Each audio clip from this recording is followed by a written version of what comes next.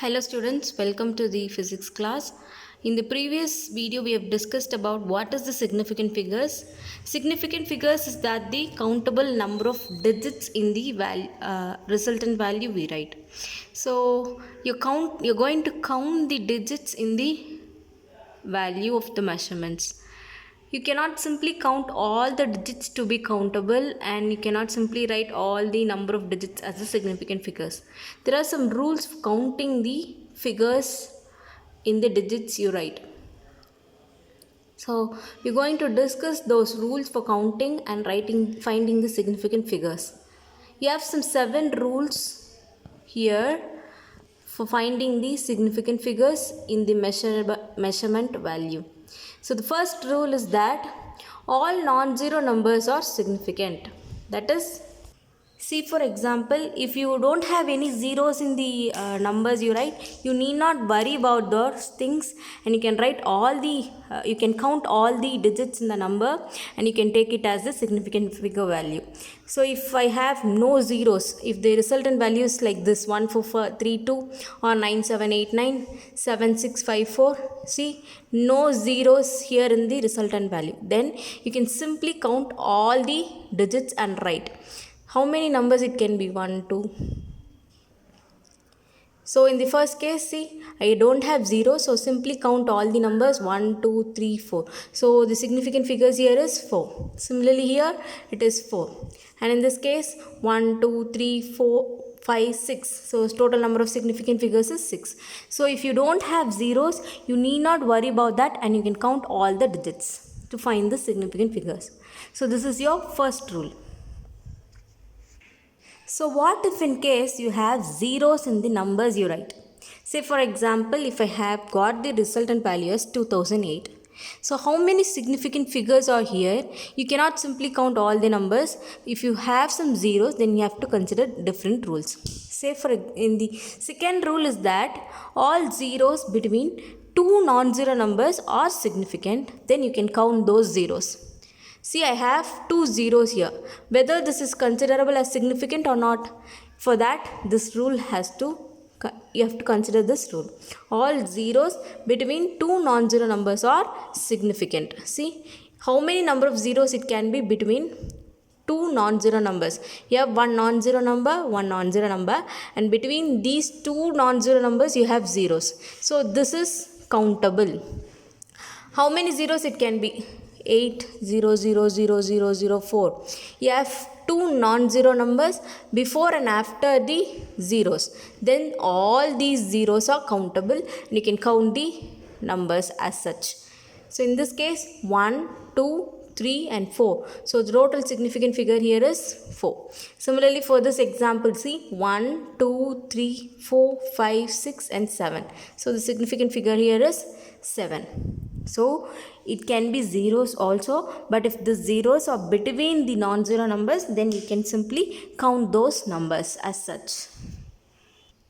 The third rule is that, so we have seen without zeros, zeros between the non-zeros. Next, 0 at the end. That is, all zeros to the right of non-zero but to the left of a decimal point is significant. Okay. This third rule and the fourth rule are similar and seems to be similar, and you can understand this by the same example. Okay. So for the third rule, all zeros to the right of a non-zero number, but it should be left of a decimal point. So what it means is, if I have a number, say for example 970, you cannot simply write this, you cannot simply consider this. This rule means that the 0 should be right of a non-zero number. See, the 0 should be, this one is non-zero number, and now this 0 stands to the right of the non-zero number. Okay, 0 to the right of the non-zero number, but the 0 should be left of a decimal point. That is, you should have one decimal point here. In this case, this 0 is significant. Okay, you cannot simply write it as 970. This rule is not for this case. This rule is for the case where you have the decimal point. and you have a decimal point, and the 0 that you consider should be right of one non-zero number and left of the decimal point. In this case, the 0 is countable, that is significant. Okay, see, you have given the example here. If the number is simply 970, then you should not consider the 0. In this case, this rule is not satisfied. The last 0 is not significant. Only these two numbers are significant. So the significant figure for this case is 2. If the same 0 is to the left of the decimal point also, then you can count that 0 and write this value as,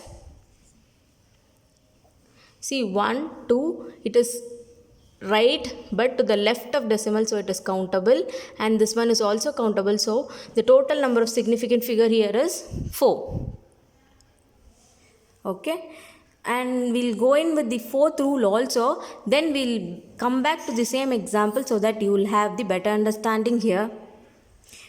So the fourth rule is that trailing in that sense, it means there is 0 as the last digit. If you have the 0 as the last digit and without any decimal point, then that 0 is not significant. This is what we have discussed here. If you have a 0 as the last digit and there is no decimal point after this, then this 0 is not significant. Only the numbers are significant. So in this case, you have only two significant figures. Let me go into this example. I am going to consider the same cases for these two rules with a different example here. See, I have taken the number as 2870. In this case, the fourth rule satisfies here. That is, I have 2870. This 0 is the last digit. There is no decimal point. Last digit 0 without decimal point, then this 0 alone is not significant. All the other digits are significant. So how many significant figures you have here? 1, 2 and 3. This is not significant. So the significant figure here is 3. Okay. Same case, you have same 2870 here, but I have a decimal point alone on the end. In this case, the third rule is satisfied. See, all zeros to the right. This is also the trailing 0, but it is not without decimal point. You have a decimal point here. Now this 0 is trailing, but it is to the left of decimal point. Then this 0 is also significant. So in this case, the total significant figure is all the 4. So the significant figure is 4. You can see that the fifth rule is that all zeros to the right of a decimal point and non-zero digit is also significant. So again, I take the same example, 2870. I am having a decimal point before this 0. Now this 0 is the trailing, but you have a decimal point between. So if you have a decimal point, you can consider the 0. Simply, if you don't have a decimal point, simply you can have the thought that the 0 is at the end, you cannot consider. If you have a decimal point, you can consider the 0 wherever it is. Okay. In this case, all the zeros to the right of a decimal point is significant. So you have a decimal point and the 0 is to the right of the decimal point, then this is also significant. In this case also, the total significant figure is 4. You can see that all the examples have same digits, same number of digits, that is 2, 8, 7 and 0. But the placement of 0 for different cases is different, and based on this, the number of significant figures is also varied. Let me go in for the another example with the rule number 5. See that all zeros to the right of decimal point and non-zero digit is a significant. For that, let me take the example as 40.00. In this case, as I've already told you, simply without considering anything, if you have a decimal point, simply count all the zeros wherever it is. If it is after the digits, okay.